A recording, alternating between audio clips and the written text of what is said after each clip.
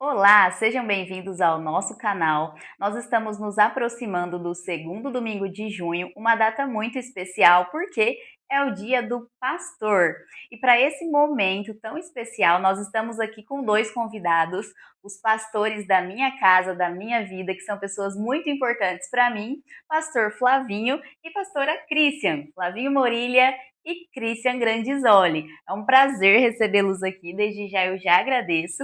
E você é nosso convidado especial no vídeo de hoje para acompanhar um tema muito importante relacionado a este dia: a importância do pastorado na caminhada com Deus. Sejam muito bem-vindos. Obrigado, é uma honra estar aqui, um prazer.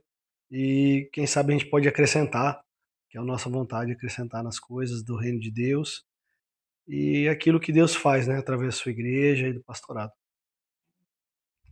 Eu quero agradecer pelo convite de poder estar aqui com vocês e eu espero de verdade esclarecer e acrescentar e somar na vida de todas as pessoas que vão assistir. Para nós começarmos esse tempo, a minha primeira pergunta para vocês é: gostaria que vocês compartilhassem o que significa ser pastor para vocês, na vida de vocês, o que significa isso? Olha, ser pastor, para nós, foi um desejo que a gente teve, eu sempre tive desde muito cedo, mas eu entendo também que ser pastor não é só desejo, mas o próprio desejo que a gente tem é algo que Deus coloca, porque é um chamado da parte dele, né? Ele nos convida para algo que a gente nasceu para fazer, ele nos pôs assim com essa responsabilidade e função de alguma forma, né? O que significa ser pastor para nós? A primeira coisa que nós entendemos: ser pastor não é uma profissão. Ser pastor é um chamado e esse chamado nasce de um desejo de poder ser melhor na vida de alguém. E considerando então que o pastorado é um chamado, quais vocês consideram sendo as responsabilidades e o cuidado com esse chamado? E também qual que é o papel do pastor, tanto na vida da igreja, em comunidade em si, quanto na vida individual de cada pessoa? Bom, cuidado com o chamado é pela própria palavra, nós somos convidados, fomos chamados por Deus, Uhum. entendendo que isso não é ele não é um patrão, é alguém que nos convida para uma missão. E sendo assim, o cuidado com o chamado é uma responsabilidade porque Deus está confiando a nós uma tarefa Uhum. a ser realizada. E essa tarefa, ela tem realmente essa função específica de trabalhar com um grupo maior e trabalhar com as pessoas individualmente. Então, como pastor, a gente tem o dever de olhar, zelar por essas pessoas, para que elas desenvolvam de forma melhor a vida pessoal, mas dentro daquilo que as escrituras falam do cristianismo. E Uhum. não é só melhorar a vida de uma pessoa. Qualquer um pode melhorar, se ele tiver vontade, ele pode ajudar e melhorar a vida de alguém. O pastorado é diferente. Existe um propósito de salvação, que é a primeira promessa que cada um precisa receber da parte de Deus. Uhum. Então, as outras promessas que são do dia a dia, olha, Deus vai te abençoar economicamente, com o trabalho, no relacionamento, no casamento, elas precisam ser consequências da promessa inicial, que é aquela salvífica, aquela que Deus fez a Abraão, que é abençoar todas as nações. O propósito disso, do abençoar de Deus, não era dar coisas para as pessoas, mas dar uma salvação em Cristo Jesus. Então nosso cuidado com o chamado é não perder esse foco. Meu esposo respondeu um monte de coisa, eu vou tentar continuar o que ele falou. A responsabilidade é que ele não é algo profissional no sentido de uma profissão, Uhum. mas ele é o cuidado com pessoas. Sendo cuidado com pessoas e sendo um chamado do qual Deus nos chamou, eu entendo que a responsabilidade é muito maior com a vida do ser humano e tudo mais. Então, pensando dessa forma, nós não somos donos das pessoas. Quem é o dono é Deus. Então a gente precisa ter muita responsabilidade, entender que um chamado pastoral, nós não estamos ali como psicólogo daquela pessoa, nós estamos ali no principal foco, levar essa pessoa à salvação em Cristo, entendendo que a gente precisa levar essa pessoa a Cristo, né, de uma maneira amorosa e responsável, porque nós vamos prestar conta para Deus, né, dessas vidas que estão sendo, de certa forma, colocadas nas nossas mãos para que a gente encaminhe elas para Cristo, né? E entender que o chamado pastoral não é encaminhar as pessoas para nós. A gente precisa entender, como pastores, que nós temos a responsabilidade de encaminhar essas pessoas para Cristo, não para nós. É muito interessante ficar claro, esses aspectos, porque pode haver alguma confusão na mente das pessoas, né, que não tem esse entendimento, que não tem esse esclarecimento do que é realmente essa responsabilidade e o cuidado do chamado de um pastor. Então entender que o foco é Cristo, levar essa pessoa para Cristo e o foco na salvação, que é a primeira promessa, isso faz com que as coisas fiquem um pouco mais claras para as pessoas entenderem. E muitas vezes não colocar a responsabilidade de um pastor que não é dele, né? É uma responsabilidade diferente. E para também já ficar mais claro isso, eu gostaria que vocês falassem sobre o que não é ser pastor. Porque você até citou, né? O pastor não é um psicólogo. E o que mais que não é ser um pastor? Para que essa confusão não exista e para que as pessoas realmente fiquem claro e entendam o que é o papel de um pastor e o que não é o papel dele. Bom, tem algumas características do não pastor, que elas são muito evidentes hoje nessa cosmovisão tecnológica de internet, né? Uma das coisas que desde os tempos bíblicos, o pastor ele não pode ser mercenário. Então essa é uma das coisas que um pastor não é. Então ele não pode estar ali por ganância, por dinheiro, né, por status. Outra coisa que pastor não é dominador. Ele não é dono, ele é servo. Ele tem que estar lá para servir. Ele não é escravo de pessoas. Ele é servo de Cristo. E Cristo serviu. Cristo, quando foi necessário, lavou os pés, quando foi necessário, curou pessoas, mas também confrontou quando necessário. Então ele não é um garçom. Pastor não é um garçom. Tem muitos lugares que tratam o pastor como garçom. Às vezes a gente fala do mau pastor, mas tem o bom pastor que está sendo tratado de forma equivocada. Ele é o cara o cara da bandeja que está levando papel higiênico pro moleque no banheiro. Então, Uhum. isso não é ser pastor. Na realidade, ele precisa confrontar a situação que a pessoa vive. Também não é abandonar as ovelhas, que é o que o Jesus fala sobre o mercenário. Uma das características de um bom pastor é que ele não pode ensinar falsidades. Aí nós vamos em Timóteo, uma das características do pastor é manejar bem a palavra da verdade. Então, aonde entra isso? É de total responsabilidade minha, e Jesus fala, e daquele que ensinar equivocadamente os meus pequeninos. Eu preciso olhar as ovelhas como pequeninos dele. O que eu vou ensinar eu tenho que conferir. Tá certo? Tá errado? Eu estou forçando as escrituras para que o povo ou uma pessoa específica se movimente. Então eu não posso manipular. Ele não é manipulador. Outra coisa que o pastor não é treinador. Ele não pode ser coach. Coach é coisa do lugar empresarial. No empresarial tá perfeito você ser um treinador. Mas dentro da igreja a gente não dá treinamento, a gente conduz vida. A gente conduz as pessoas à vida. E conduzir a vida é muito mais do que sala de aula e gritos motivacionais. Não que a gente não possa ter a sala de aula e dar brados de júbilo ou de guerra, não é isso. É que eu não posso confundir o meio empresarial ou trazer o empresarial para dentro da igreja. Porque ser um pastor é algo orgânico, é algo de relacionamento. E o empresarial ele tem metas a seguir, tem metas a se colocar, né? E uma outra coisa que o pastor vai lutar a vida inteira é a glória para si. Essa é uma característica que não é do não pastor, é uma característica de todos. O não pastor ele quer a glória para si. Porque se ele não é pastor, ele se coloca nesse lugar com objetivos que não é o chamado, não foi chamado. Mas quando eu sou chamado, eu tenho uma tendência também, como ser humano, a aceitar o elogio, a desejar o elogio, a abusar da palavra honra. Né? Eu tenho que honrar o pastor. E honrar o pastor é trazer benefícios de elogio, colocar ele num pedestal onde não é lugar dele. O lugar do trono é de Jesus. Eu costumo dizer para algumas pessoas, quando a gente conversa sobre visão e propósito, no nosso caso da igreja local, é que eu sou escravo disso. Por quê? Porque eu não sento no trono. Eu obedeço a quem senta no trono. Então, se ele fala, filho, é assim que eu quero que você conduza este povo. Eu vou conduzir exatamente como ele quer. Eu preciso conduzir exatamente como ele quer. A gente já teve esse tipo de conflito em relação a coisas que ele quer.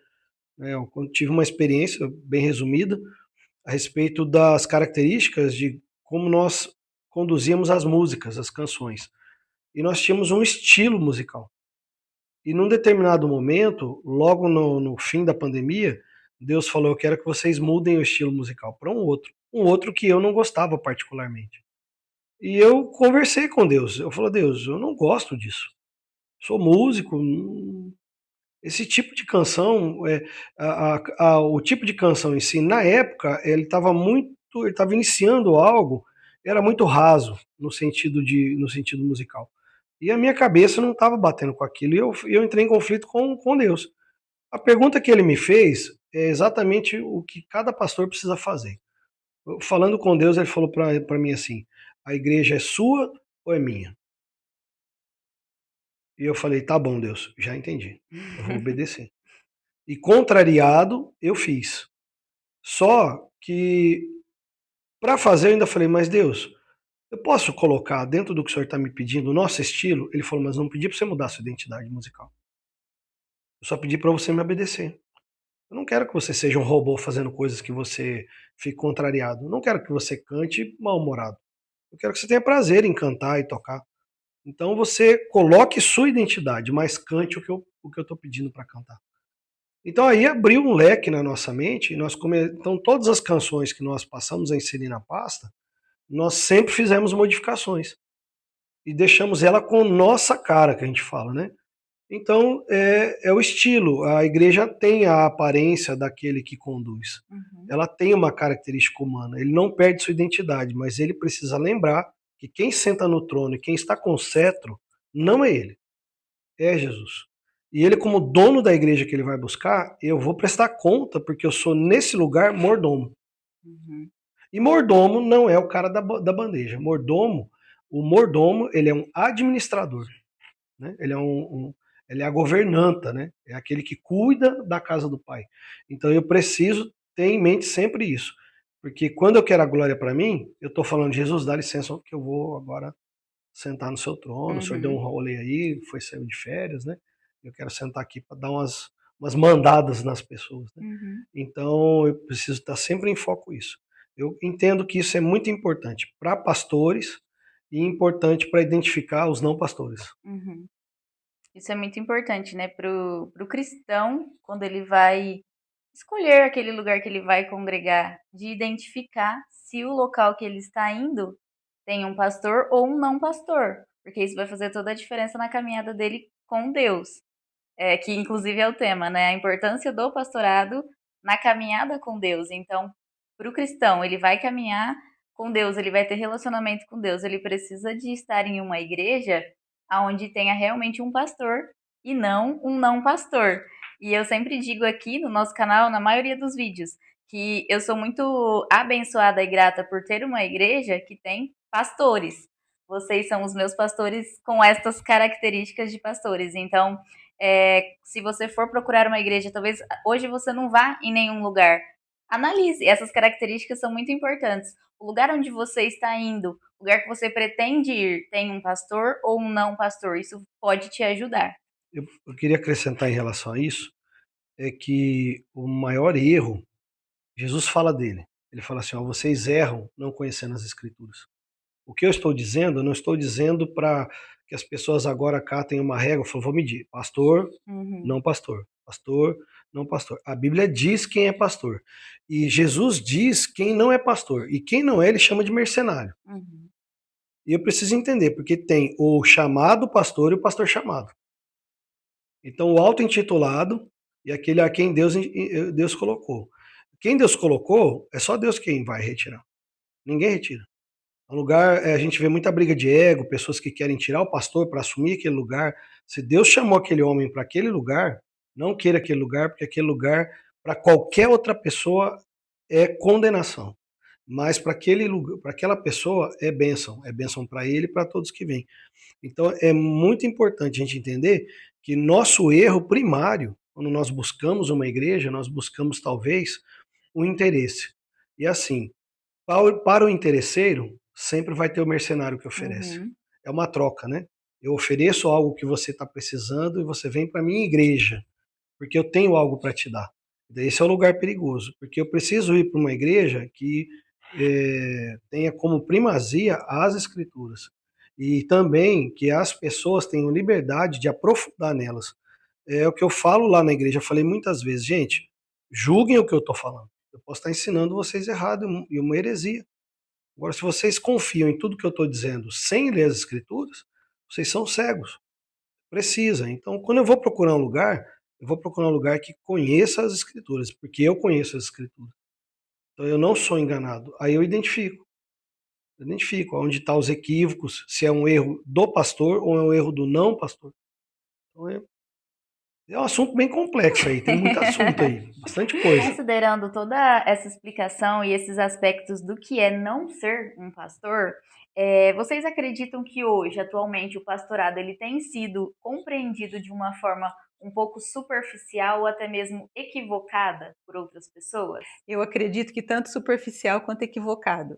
Equivocado, muitas pessoas não conhecem mesmo, não conhecem por não conhecer, por não saber do que se trata um pastorado, né? Então a pessoa não sabe mesmo do que se trata isso. E equivocado, que muitas pessoas conviveram em lugares onde realmente o pastorado foi equivocado. O pastorado foi tudo aquilo que a gente já disse. Era um cargo, era algo profissional, era algo em que as pessoas buscavam ali um psicólogo, alguém que fosse solucionar seus problemas, e por muitas vezes o pastor se colocou nesse lugar. Então ele também foi equivocado.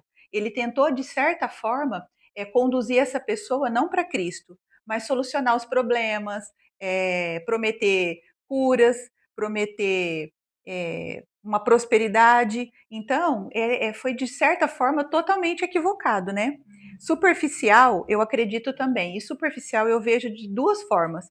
Eu vejo da parte pastoral, como ele sendo superficial, não tendo coragem de exercer o chamado que Deus o colocou para fazer e ter confrontos, como o pastor mesmo falou ali, ser um conselheiro mesmo daquela pessoa e levar essa pessoa para Cristo, mas existe também o lado da pessoa que está sendo cuidada. Se essa pessoa é superficial com o pastor, não tem como ele aprofundar nesse cuidado com essa pessoa, porque ele não pode invadir a vida dessa pessoa, ele precisa devagar conseguir conquistar a confiança dessa pessoa e ter o entendimento que ele vai levar essa pessoa para Cristo e não para ele. Então, esse superficial é das duas partes. Interessante observar essa resposta, porque fica claro que para o pastorado ele ser aprofundado, ele precisa dos dois lados. Não é só de um pastor fazendo o que ele precisa fazer, mas também do membro daquela pessoa que está sendo cuidada. Ela precisa também se aprofundar nesse relacionamento, né, e criar esse relacionamento profundo. Por exemplo, quando o pastor ele vai cuidar dessa pessoa e ele pergunta se está tudo bem com ela e tenta aquela aproximação. E a pessoa, né, dá um passinho para trás, não, tudo bem e só. Não tem como o pastor fazer esse trabalho dele se não existir também esse interesse e essa necessidade de aprofundar esse relacionamento da outra parte. Então, precisa dos dois lados, né? Não tem como só o pastor fazer a parte dele sem o outro lado também. É realmente uma via de mão dupla. Fica claro isso. E também considerando esses pontos, hoje nós vemos muitas pessoas que elas têm se afastado das igrejas por conta de algumas feridas, né? Feridas tanto com os pastores, líderes religiosos, e a religião de forma geral. Então essas pessoas acabam decidindo viver, entre aspas, a sua fé sozinha. Qual que é a visão de vocês sobre isso? Bom, eu tenho uma notícia não muito legal. Um termo que foi usado para esse grupo de pessoas, que é um grupo grande, são desigrejados. São as pessoas que estão vivendo sem igreja. Elas estão entendendo que elas podem cultuar a Deus por meio da internet, de forma neutra, né, em casa, Usando, por exemplo, o texto de Josué, eu e minha casa serviremos ao Senhor, então eu e minha casa servindo ao Senhor, eu sou um bom cidadão, pago os meus impostos, cuido da minha família, sou um bom pai, pago as minhas contas, e nós fazemos culto doméstico, nós oramos e a gente assiste a igreja fulana de tal que está na internet, que hoje é muito comum, como nós também temos o canal. A questão é o seguinte: Jesus virá buscar a sua igreja e não a minha família. Ele não vai buscar uma família que não está conectada à igreja local. Não, mas eu estou conectado à igreja mundial. Não, eu tenho que estar conectado à igreja local. Não deu certo onde você está? Procura uma igreja local. Não tem na tua cidade? Mude de cidade. Você precisa estar. O mais importante não é o meu trabalho, o mais importante não é a minha casa, o mais importante é a igreja. Eu preciso estar inserido no corpo local, fazendo parte dele, contribuindo para que ele cresça e desenvolva de todas as formas, seja material, seja naquilo que eu, como pessoa, posso contribuir naquele lugar, sendo professor, cuidador de crianças, sendo músico. Eu preciso participar da agenda da igreja local, porque quando Jesus vir buscar a sua igreja, eu estou conectado a ela. E conexão não é em casa, eu tenho que me relacionar. Os maiores, e esse é o conflito de agora, porque como a gente tem uma feira de oportunidades para escolher, então eu não escolho, eu escolho A e B e C, cada dia eu estou em uma e eu não escolho nenhuma. Eu não tenho uma identidade local. Se nós estamos falando de pastorado, esse termo, ele tanto no Velho quanto no Novo Testamento, é uma comparação do que mais acontecia com aquele povo, que era cuidar de ovelhas. Era um homem que ficava de pé cuidando das ovelhas, os animais ovelhas, e ele tinha aquela função de fazer o quê? Levar para pastar, levar para beber água, velar contra o urso, o lobo, o leão, os devoradores, ele tinha que expulsar, matar, e ele tinha que enfrentar essas lutas. Essa é a luta do pastor. E o pastor local, o pastor de igreja, que é o mesmo termo, o termo é usado, se existe o termo pastor, existe o termo ovelha. Não existe uma ovelha que se conduza, se autoconduza. Não existe uma ovelha que tenha uma família e que se autoconduza como pastor. É diferente o sacerdote do pastor. O sacerdote é conduzido por um pastor local. Ele tem que estar inserido nisso. E ele precisa buscar esse relacionamento. O que eu faço com as minhas feridas? Exatamente. Eu preciso ir para o meu supremo pastor, que é Jesus, buscar a cura. E encontrar um homem que está difícil, que seja bíblico. Porque assim como erraram comigo, eu também errei. Eu tenho os meus erros também. Então eu preciso ter uma resposta sincera e franca. Quanto tempo faz que eu não assumo um erro? Quanto tempo faz que eu errei nisso? Só os outros erraram, todo mundo errou comigo, eu sou perseguido, eu vou entrar num lugar chamado vitimismo, que é algo muito comum da geração, onde todo mundo é culpado de algo que eu sou responsável e eu não assumo a responsabilidade. Mas isso é comum, está desde Gênesis, né? Quando Adão foi confrontado, ele responsabilizou Deus e Eva. Quando Eva foi confrontada, ela responsabilizou a cobra. Todos estavam escondidos. Seria diferente o mundo se Adão tivesse assumido a responsabilidade. Eu preciso assumir a responsabilidade. Agora, eu não estou dizendo que eu tenho que continuar numa igreja abusadora. Eu tenho que continuar debaixo de mercenários que estão usando o altar, o púlpito, para manipular pessoas. A cultura da honra está totalmente distorcida, mas ela existe e é bíblica. O pastor local precisa ser respeitado e honrado porque ele vela, assim como o pastor de ovelhas, ele vela pela alma daquelas pessoas. A batalha espiritual que o pastor enfrenta é muito maior do que quando a ovelha liga pra gente desesperada porque está vendo vultos em casa, tendo sonhos com demônios, com entidades malignas, porque a hora que a gente luta por aquela pessoa, aquela entidade espiritual vem cobrar de nós isso. Então a nossa batalha não é só aqueles que nos atacam espiritualmente, mas aqueles que atacam todo o rebanho, que eles querem fazer alguma coisa contra, e nós vivemos num mundo que também é espiritual. E se eu estou inserido no contexto da igreja, eu preciso entender que ela não é só física, Ela tem um mundo espiritual, o mundo espiritual tem luz e trevas, o mundo espiritual tem anjos e demônios, o mundo espiritual tem o líder de tudo e o supremo que é Deus, e tem o inimigo de tudo, que é o diabo, que é Lúcifer, e ele não vai deixar de ser diabo só porque eu não creio. Eu preciso entender que eu em casa, eu sou uma presa fácil. Se eu entender como aprisco, eu estou desligado do rebanho. E eu desligado do rebanho, eu estou fácil.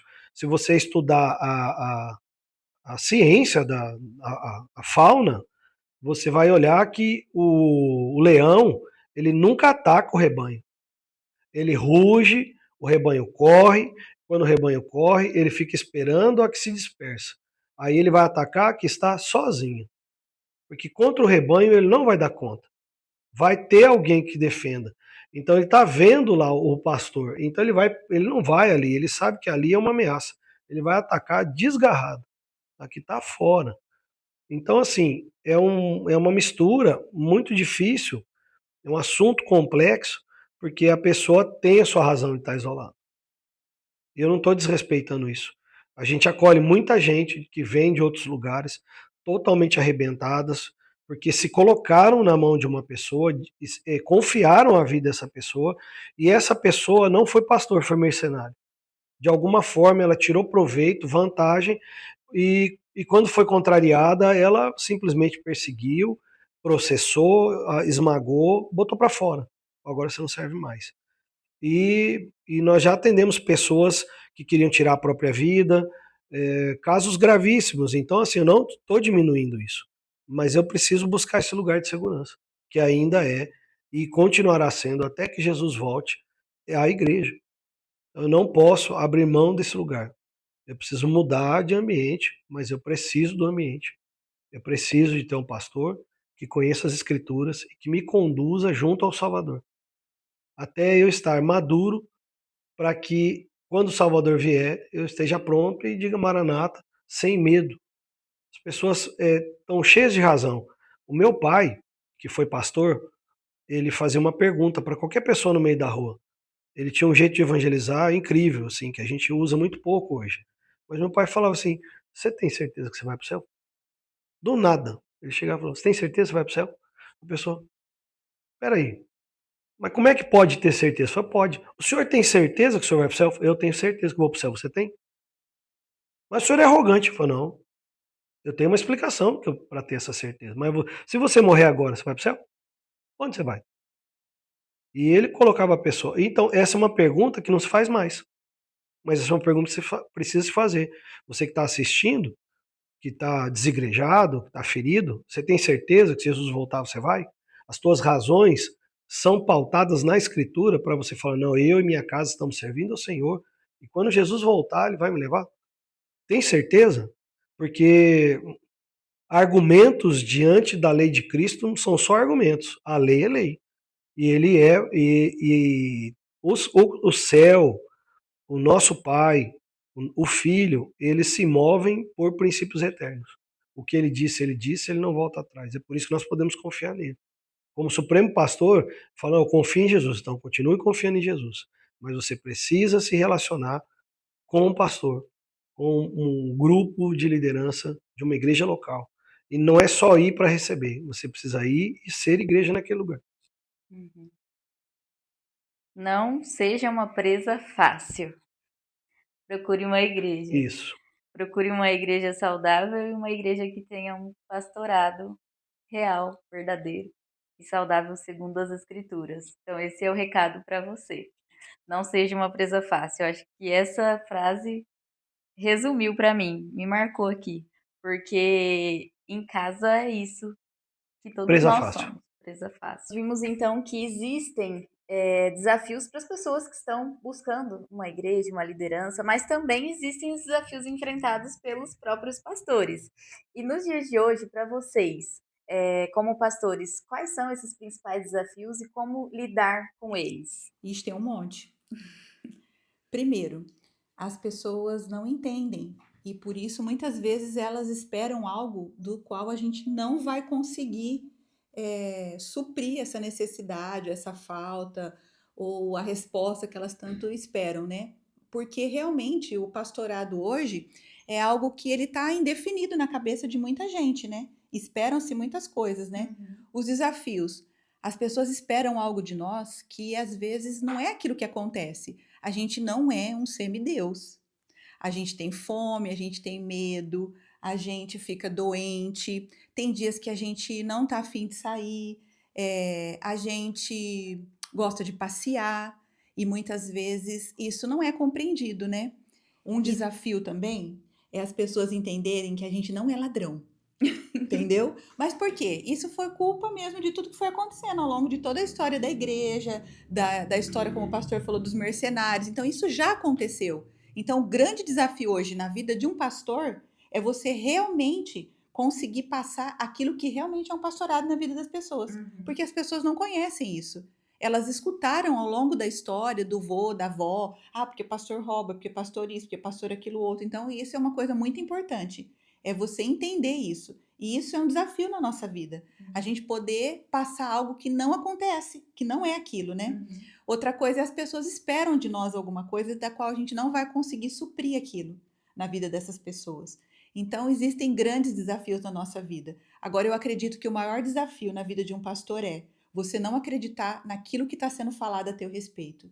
E você entender qual é o teu chamado. Porque quando a gente tem convicção disso, a gente continua caminhando.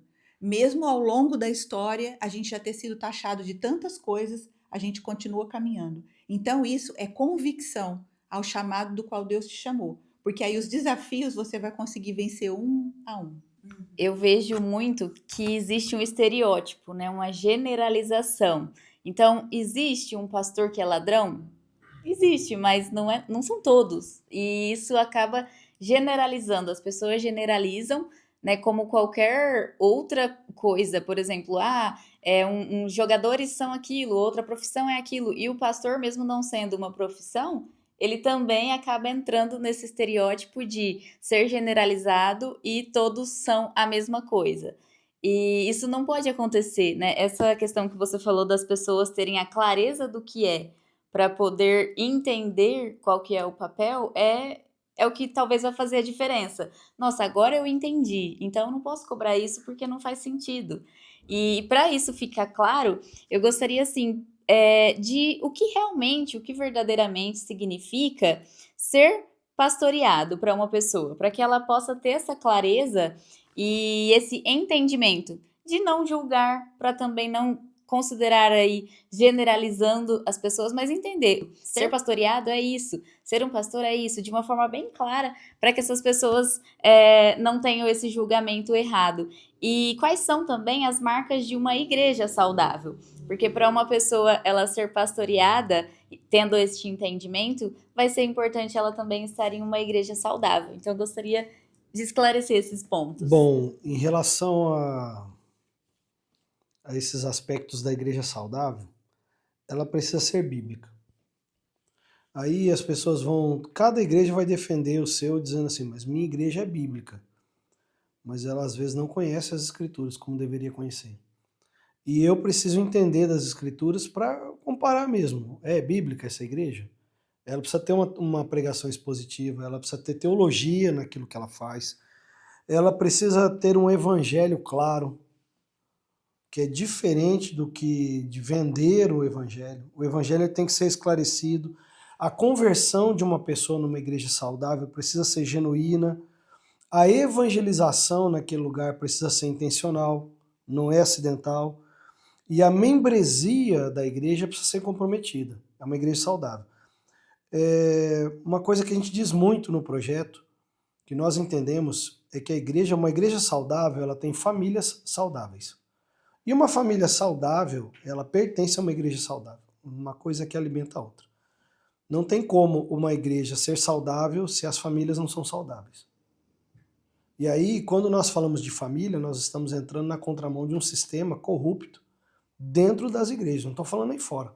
Aí fora a família está destruída, né? A noção de família é tudo menos família. Mas dentro da igreja local, ela precisa ser bíblica como família. E ela está aceitando princípios que nós dizemos mundanos, né? Princípios do mundo, princípios de alternatividades que não são o que está na Escritura. O que a Escritura diz que é, O que a Escritura diz que é pecado vai continuar sendo pecado. Não adianta querer reescrever as Escrituras, porque isso é uma distorção de uma igreja não saudável. Uma igreja saudável prima por família. E uma família saudável, ela tem um sacerdote, ela tem uma auxiliadora. E ela tem filhos que serão lançados para o mundo através de um bom discipulado dentro da própria casa. E principalmente do testemunho familiar. E uma coisa em relação ao que foi falado sobre os desafios, as pessoas não entendem o pastorado como ele é.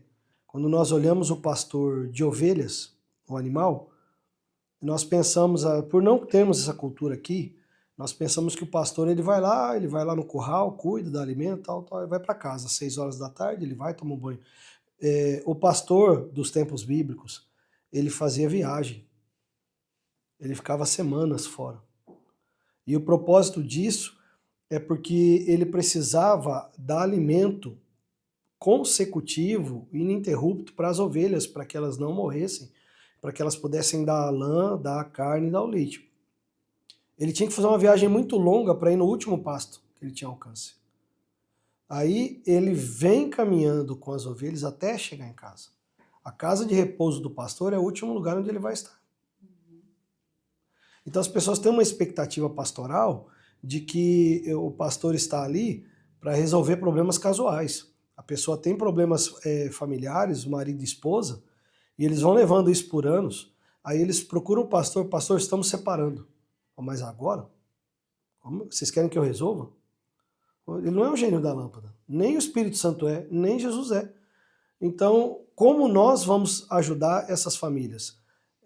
Pelo menos o que nós fazemos na igreja é cuidando das mulheres, cuidando dos homens, com princípios bíblicos, cuidando dos jovens, ensinando a serem filhos, bons filhos, a serem os maridos a serem bons maridos e bons pais, ensinando as esposas a serem boas esposas. Para quê? Para que uma família saudável possa apresentar um evangelho saudável a outra família doente. E por meio do testemunho pessoal, que é a própria família em si, ela conduz essa outra pessoa a uma saúde. O pastor faz o quê? Ele cuida desse mecanismo para que funcione com saúde.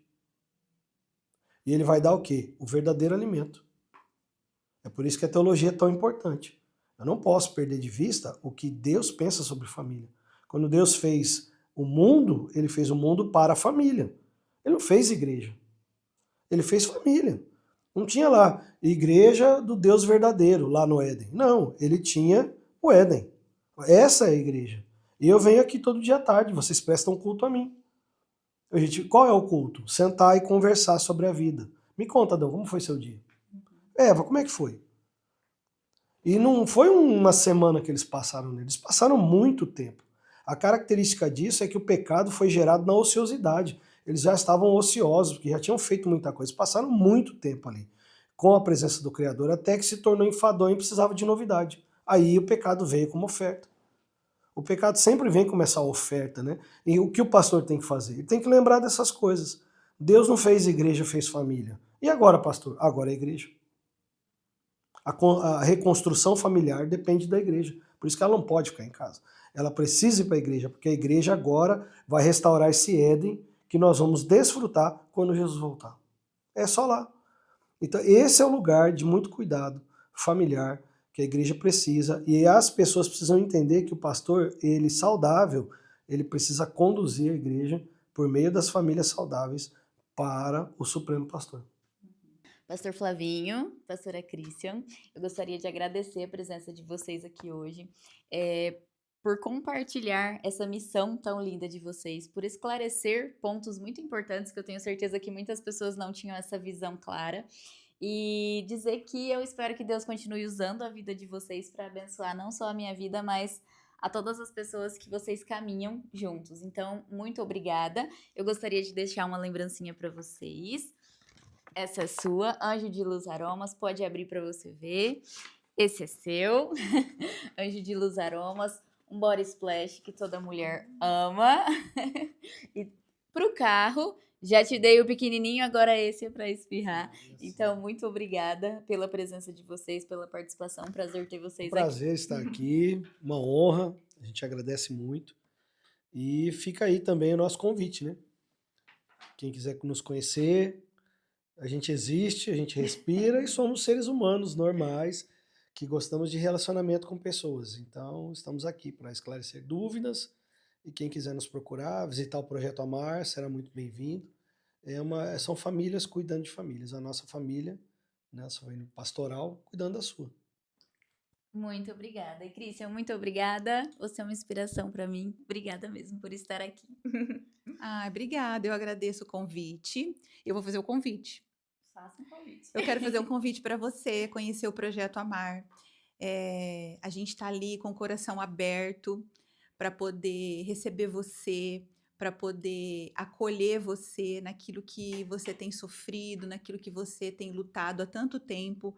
Você também que tem dúvidas sobre o que é ser pastoreado, como é a nossa família, como funciona uma igreja. Eu convido você a conhecer, mesmo com dúvidas. Eu quero dizer para você que nós vamos respeitar tudo aquilo que você pensa, tudo aquilo que você acha.